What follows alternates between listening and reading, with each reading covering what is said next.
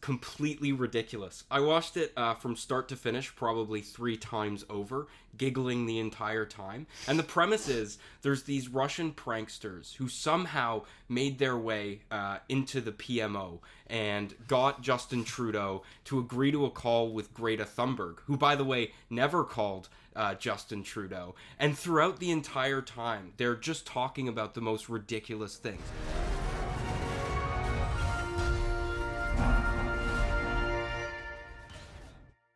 Hello, welcome back to This Week in Canada. I don't know what that episode is, I'm very sorry, but we've been doing this so long now, and I'm really enjoying it. I enjoy it every week. Unfortunately, however, Roberto Wakeroll Cruz, the guy who usually participates with me in this program with, can't make it today. So instead, we have Matthew Grainger. Matthew, welcome back to the show. Thank you for having me. I'm sure everyone's pretty sick of me by now. This is my 3rd appearance, but I'm happy to be back on the show. We've got some pretty funny stuff lined up, especially Trudeau's gaffe with Greta Thunberg. So I'm excited. Good to see you again, Nico. Well, Matthew, also introduce yourself, because naturally, everyone knows who I am. I'm the political editor at the Post Millennial, just to remind you. But Matthew, what do you do here at TPM? I am normally the narrator and script writer for the Canada Explained series. We've got some great videos if you want to check them out. Our Kanzuk videos always do well, so if you enjoy any and all things Kanzuk, or if you don't know what those are, be sure to check those out. And just an interesting point of information for everyone. Matthew and I actually went to school together in a little Ontarian town called Port Hope. So as you can see, the chemistry flows like a crystal meth set. So it's very, very exciting to have him on. But anyway, let's get into the topic at hand. Firstly, we're going to discuss François-Philippe Champagne. Now, Mr. Champagne, or Monsieur Champagne, is the foreign minister, Justin Trudeau's foreign minister. He's very small. He's about 5'6" in heels. So naturally, very intimidating to everyone in the room. And he came out today and he warned against irresponsible rhetoric. So I quote, irresponsible rhetoric when it comes to China. Now, we've been somewhat supportive of the Trudeau government when it comes to China. They occasionally, very rarely, come out and do things which we applaud. For instance, Trudeau condemned China's coercive diplomacy. But then this happens, and it's like, well, for every week, every step forward, it's 2 steps backwards. Matt, what do you think about the matter? Well, I think the rest of the sentence shows how ironic the entire thing is. He says, let's not fall into the temptation of tough and irresponsible rhetoric that will generate no tangible results. But this is coming from the guy who has generated no tangible results in releasing Michael Spavor or Kovrig over the past, I think, year and a half while they've been detained in some Chinese prison. So it's hypocritical, ironic, and I don't think it's going to be very useful in dealing with the biggest bully on the world stage right now, which is China. Yeah, you're right. He said that there would be adverse effects to taking a strongman approach against China. Now, just for some context, this was in reaction to the Conservatives forcing a motion forward, which basically stopped or forced Justin Trudeau to make a plan against combating Chinese influence, and it forced him to come up with a decision over Huawei, which is a Chinese telecom giant, which, by the way, the guy who advises François-Philippe Champagne on Asian matters is considered, and I quote, an asset by the Huawei. So, something slightly dodgy going on there. Perhaps that may have something to do with the fact that Canada remains the only Five Eyes country not to ban Huawei. I mean, that's pretty irresponsible. So, I mean, exactly. He said there's adverse effects to taking a strong man approach, but it's not working right now, is it? I mean, blatantly, demonstrably. Absolutely not. And it all comes from a Chinese law passed by its legislature, which is just a rubber stamp for Xi Jinping, that dictates that any Chinese-owned corporation must divulge any and all information they have stored at a simple request from the Chinese government. So it's understandable why we wouldn't want a Chinese-owned corporation like Huawei owning any 5G towers within Canada. So I think it's a reasonable conclusion and a reasonable proposition by the Conservative Party, and I don't think they should be slammed for any form of xenophobia. Yeah, naturally. And, I was speaking with Roberta about this last week, in case you guys missed that episode. And this is what the Chinese government does. When we want to ban Huawei, or when we say arrest one of their citizens, and we're going to get onto this later, for doing something which is a blatant international crime. You know, when we say, oh, Xi Jinping and his Politburo, you know, have been up to some naughty stuff, they accuse us of white supremacy, racism, because they know that this is a sore subject in the West, and they know that this is a subject from which they can pin us down. See, that's pretty annoying, from my perspective anyway.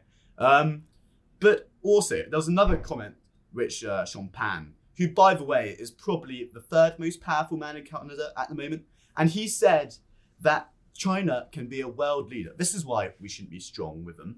China can be a world leader. They can lead us on things, and I quote, coronavirus. Guys, do you remember when China totally forged their coronavirus data and didn't tell the world about it and didn't let, you know, world sort of medical experts into Xinjiang or wherever it was? Where did the virus come from? What was it? Wuhan.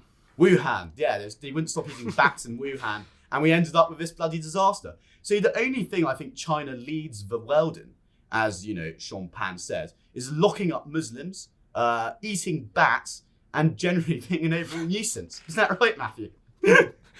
Not entirely, but sure. But anyway, final comments. Anything else on your mind? No, I'm just excited to talk about this prank that Russian pranksters pulled on Justin Trudeau. Let's plow on to the next subject. Let's have a transition.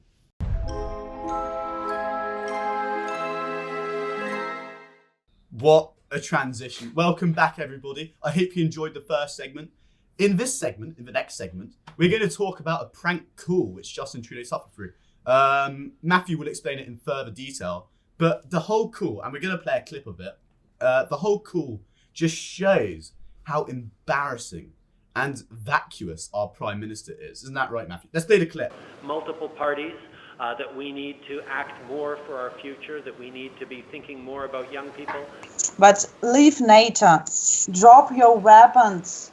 Pick flowers. Smile at nature. Life like a man. You know, I also dream of a world in which, soldiers are not necessary. But we don't live in that world yet, unfortunately, and it does take people to push back against those who would harm innocents. But I very much appreciate your passionate words and reflect always on how we can use many different paths to push towards the path to peace. The main bastard is Trump, because Mr. Trump is doing everything to kill us. It's my point of view.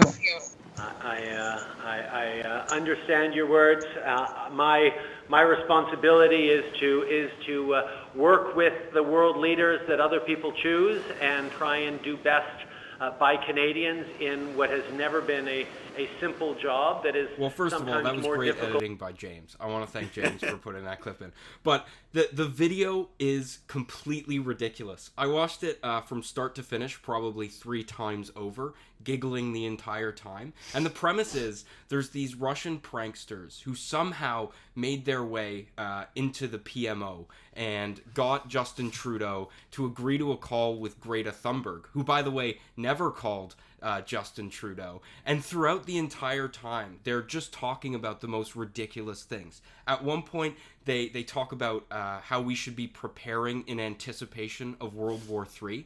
And Justin Trudeau starts talking about it as if it's a very real threat. Hilarious. They also mention Terrence and Phillip 3 times from South Park. And it takes Justin Trudeau 8 full minutes to start cluing in that this might not be Greta Thunberg.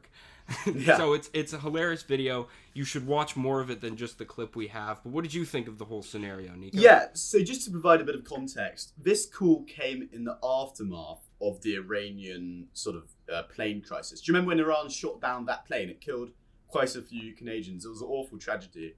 And on top of that, the world sort of didn't know what was going to happen. And Canada actually led the way when it came to making sure that the war didn't erupt. But as a result of that, lots of people who didn't usually call the Prime Minister were calling the Prime Minister, lots of the families of the deceased, lots of world leaders.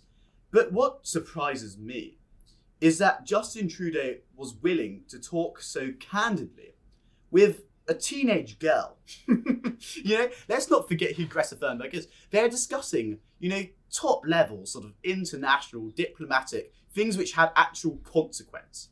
And I don't know why the Prime Minister, I think, begin to theorise why the Prime Minister was so liberal, so to speak, with what he was saying, because he's an idiot. He's a moron. You should hear what he said. It was stuff he was saying. He was trying to be diplomatic while also sort of agreeing to statements from Greta Thunberg, or the fake Greta, like, oh yeah, no, it would be horrible if, we ever had a war again, and yeah, we should get rid of soldiers, and possibly, yeah, I see what you say about scrapping NATO, but it's a very tough world.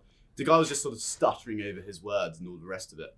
But there was one thing which took my interest in particular, and that's Greta Thunberg, or the fake Greta, condemned President Trump in no uncertain terms. It was pretty strong. And, Justin Trudeau, he has to stay neutral on this issue. He can't come out and express strong opinions about another world leader. That's not something you do, particularly when it's your closest ally. Yet, he pretty much said, I know that lots of people have strong opinions about President Trump, and it's my duty to work with whoever it is. So, I know, perhaps I'm picking at, scraps on the bone here, but I think you're speaking to a 16-year-old girl about your relationship with your greatest partner, an ally, and yet you're not willing, or you are willing rather, to engage in pretty touchy subjects. Who is this guy? Do you know what I mean? Absolutely. It was pretty bizarre for him to divulge so much information to Greta Thunberg, of all people, who has a pretty niche area of knowledge, if you agree that she has any area of knowledge to begin with. So it is concerning, and to see him so easily pranked by someone who is very clearly not Greta Thunberg is very concerning. And if you weren't convinced already, it starts to really pick away at Justin Trudeau's credibility and starts to lean you a little bit more towards the side of him being a vacuous idiot who's a lot better at saying platitudes than performing in any way of substance. Yeah, and I suppose to be fair to the Prime Minister, this guy, or these two Russian pranksters, he must have support from the Kremlin. I mean, come on. But anyway, these two Russian pranksters, they managed to get on the line with Boris Johnson. They managed to get on the line with Prince Harry. So they're pretty good at what they do. But even still, the fact that this was a candid conversation, a real conversation, was pretty shocking, I think. But Matthew, what I want to know, what do you think of Greta Thunberg? Turnberg, whatever. I would just quote her when I say the audacity of these pranksters to start calling all these world leaders. I would say, how dare you? Because it's inappropriate. It makes all these various world leaders who you listed look bad, and it really is an embarrassment for Canadians, along with anyone else who they pranked, though I haven't seen those videos. Yeah, I remember, the speech that Matthew quoted was sort of like, you've stolen my dreams, you've stolen my childhood. It was really irritating. I find her immensely irritating. For instance, she sails across the Atlantic on a carbon fibre boat because it has, zero emissions, whatever, powered by wind. Never considering for one moment that the carbon it took to produce that boat might have been more than a trip altogether. And what I find weird, and this is my generation, and I know some of you guys are older than me, I think. Anyway, this isn't just a channel for 19-year-olds. But nevertheless, it's in my generation, Greta is almost like a Joan of Arc. She's a religious figure. And my generation, we don't have patriotism or patriotism. We don't have religion anymore. We're a nihilistic bunch. And instead, because we're constantly sort of searching for meaning, what we end up doing is promoting people like Greta, literally, teenage girls, into sort of roles of sainthood. This becomes a religion where you derive your meaning from being a climate activist. That's pretty worrying stuff. And you see it again and again, any movement that comes along. And it was interesting to watch over the summer because you had a new religious movement sort of jumping up every other month. For instance, we started out with the climate change, with the stuff I just addressed. And it's so, that almost is religion. It fits into the paragon totally. If we don't behave well, the world will end, and so will all humanity and all the rest of it. Then you had the Black Lives Matter movement, and this is obviously more complex. But the way that people just jumped on that, I think fits into this argument as well. And of course, we had the lockdown, which came before the BLM movement. And the fact that these people, all the same group, the people who care about all these subjects are the same demographic, university educated, young people, they just threw themselves at it. If you don't believe in lockdown, if you don't wear a mask, you're blaspheming, which is why they took so strongly against it. And I think it's a worrying state of affairs. I think we're a godless country without any love for, anything that provides real meaning.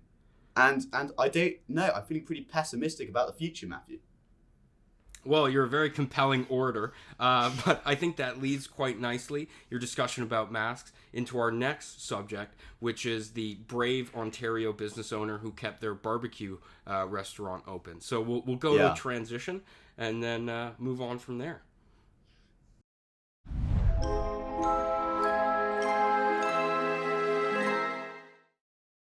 Welcome back. Another gorgeous transition that I'm sure you've all seen before from James, because he refuses to make new ones.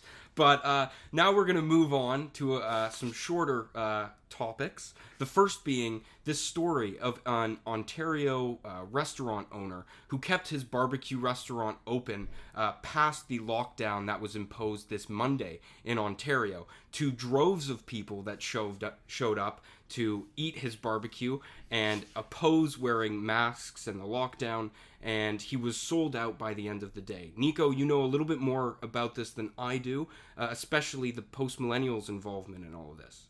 Yeah, so TPM were on the ground, and the owner of the restaurant actually allowed the Post Millennial in, whereas he didn't let sort of mainstream media journalists in. But the thing is that people like the CBC were parking on his property. So they all got whopping fines, which I think, if something good is going to come out of this, at least, the CBC journalists are going to be paying some fines. But, I'm not an epidemiologist. I think it's obvious, I know, but I feel like that needs to be said. I don't have a clue about viruses. The only corona I knew before this year was the Mexican beer. So I'm really not an expert on the subject. What I will say, however, and what I think is important, is I feel extremely uncomfortable over the idea that the government can shut down small businesses who want to open up, who are selling food, by the way, to people, who want to open up in order to keep their business afloat. That makes me extremely uncomfortable. And I think small businesses in Canada have suffered disproportionately. Ordinary, regular people who don't have huge government lobbies behind them, who don't have millions to spend on these pinstriped lobbyists who get them out of trouble, like companies like the Hudson's Bay do. And they're really, really struggling. So the very fact that this guy had to open his business, I think is indicative, firstly, on the fact that the Trudeau government hasn't done enough, as per usual, to support ordinary small businesses, whereas they're helping out their elite friends. And secondly, and I'll sort of present this without comment, I'm feeling uncomfortable over how the state now has the authority, rightly or wrongly, make up your own mind, to shut down small businesses who simply want to engage in commerce. That makes me uncomfortable. Well, I agree with you on a lot of levels. I certainly sympathize with small businesses. We all don't like lockdown. I certainly don't. I'm cooped up in some apartment in Toronto. I think I've consumed verging on hundreds of pizza pockets by this point, and it's just not a healthy way to live. But I think that in light of the rising number of cases that we've seen, and not just because, as you know, Ontario's numbers are continually inflated because we have the largest population in Canada. So when you see our cases in comparison to others, it seems a lot worse. But our per capita cases are rising, and I do think, as much as I hate eating another overly hot pizza pocket and burning my mouth, that we should start to we need to respect these lockdowns if we have any hope of eventually getting out of them. Although I do, again, sympathize with small business owners who aren't getting the same sort of exemptions that places like the Hudson Bay are because of, as Nico said, pinstripe lobbyists. So I'm conflicted, but I would urge people to respect these lockdowns so we can get out of them eventually. Yeah, I mean, Matt, you're sounding like a bit of a liberal. And, there's one thing I don't like enough as liberals. No, I'm just joking. Matt's probably being more sensible than me, realistically. But what I think, throughout all of this, and again, I'm not a scientist, I'm not an epidemiologist. I always feel guilty commenting on stuff like this because it really is out of my realm of knowledge. But I think throughout the pandemic, we need to consider the extent to which the lockdown or policies which are created in order to stop the spread of coronavirus actually affect the populace in terms of the virus itself. And what makes me worried is that we've done quite a lot to address the virus, but we're not doing very much to address the consequences of the lockdown. What about mental health? What about happiness? What about things like meaning? I mean, we just had a long conversation about the role that meaning plays in people's lives. These are things which are immeasurable. You can't put this on a graph, and yet it has an enormous impact on people's lives. So it makes me, I hate lockdown, but everyone hates lockdown, obviously. And I just hope we can get out of this soon and that we can get back to life as normal, really. I would then argue, I would go on a long tangent about Maslow's hierarchy of needs, but I really don't want to bore the viewers. So I guess we'll move on to another great subject. Yeah, so I think Matthew and I, we don't like China much. Actually, no, we love China, but we don't like the Chinese regime. We don't like Xi Jinping in particular, and we don't like his foreign minister, who's a sort of soppy-looking sort of bureaucrat. He has what was Nigel Farage quote, the appearance of a low-grade bank clerk. Really awful bloke. But nevertheless, despite all of this, we had a woman. She was called Meng. What was her name? Meng WanZhou. Yeah, whatever. And she was arrested because she violated international law. She essentially, what she did, she lied to a bank.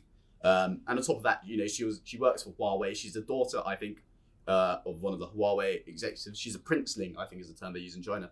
And there was this event created that begged for Meng, whatever, to be released. And, this goes against Canadian government policy. Again, this is one of the few things we praise Justin Trudeau on, the fact that he's standing up to this person and this company and indeed the Chinese state itself. But despite all this, 2 MPs appeared at this event, endorsed this event. The first one is the MP from the NDP called Nikki Ashton. And by the way, the NDP actually supports the government, which means she is going against her own party's response to this. I hope she gets the whip removed. And secondly, there's a Green MP called Paul Manley, which is ironic because the guy isn't very manly. He's a bit of a wet wipe. But nevertheless, they blamed the sort of 2 things for it. They said that this is Trump's fault. She doesn't deserve to be locked up. This is all, a part of a trade war. This is Trump trying to leverage this woman for the sake of a better trade deal, which is, I think, bollocks. And secondly, it has to do with increasing sinuses phobia. Fear of Chinese people. And, the fact that these MPs are supporting, they have to pledge allegiance to the Queen, for God's sake. And then they go and do this, which I think is just throwing your allegiance to Canada out the window. Absolutely. And the name of the Zoom call was pretty explicit. It was the Zoom to free Meng WanZhou. And yet, as soon as they were questioned, they did a 180-degree turnaround, and they said this event isn't a rally for her release, but rather a forum to discuss how the Trump administration put Canada in a terrible position, as if the one strong-arming us wasn't in fact China, who's detained 2 of our citizens for years, and I believe canola oil trades. Is that correct? Yeah, I think so. Devastating to the Canadian economy, and it just boggled my mind. And the South China Post saw this, as we know, is a famously independent and free press in China, and they said the headline was Canadian MPs joined the campaign to release Meng WanZhou. So you can already see the implications of this. It's being taken by the Chinese news and warped into somehow being a show that Canadian MPs are part of this large campaign to free one of their criminally indicted citizens. And I just think it's terrible. And it flies in the face of everything that Philippe Champagne was arguing against by telling his MPs and the MPs across the aisle to be more responsible. Because this certainly is not being more responsible. No. In fact, I would say it's irresponsible. These people, what can you do? They're soppy, left-wing, again, they fall under the same category as those university students who, don't take any value in their country or in their God or in anything in particular. But, they are actively, they agree with everything I disagree with. It's so weird. And I don't want to bring any polarization into Canada because, I think, look what it's done to the States.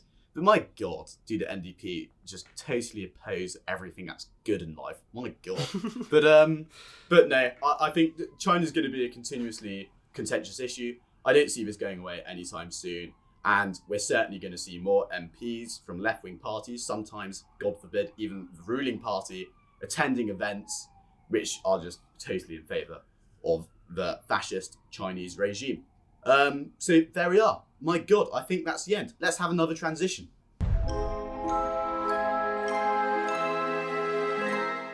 What an episode and what a transition. My goodness. Matthew was good this week, wasn't he? I mean, he's not quite Roberto, but he's the best we can do. Sorry. Please remember, like and subscribe. Do leave a comment. I read all of them. It's also extremely flattering. Tell Matthew how much more handsome he is than Roberto. Obviously not more handsome than me, but we've made that very, very clear. Furthermore, do email us. It's bobbyandnico@gmail.com. Again, it is enormously nice when people email us. The fact that you care so much. Thank you. Genuinely, we really appreciate it. And we'll see you next week. Say bye, Matthew. Bye. Bye.